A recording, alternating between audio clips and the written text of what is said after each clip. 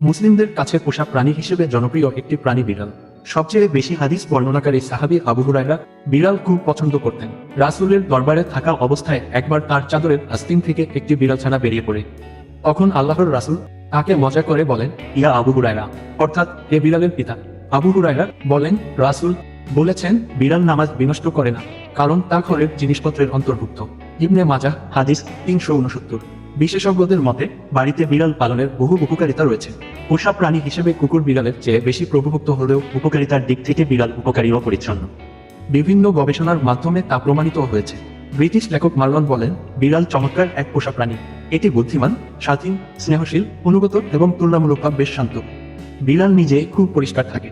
অন্য অনেক পোষা প্রাণীর তুলনায় প্রতিদিন একে রক্ষণাবেক্ষণে ও যত্নে খুব কম সময় দিতে হয়। তাদের থাকার জন্য বেশি জায়গার প্রয়োজন হয় না। ছোট বাড়ি বা অ্যাপার্টমেন্টে বসবাসকারী লোকেদের জন্য এটি বেশ উপযোগী।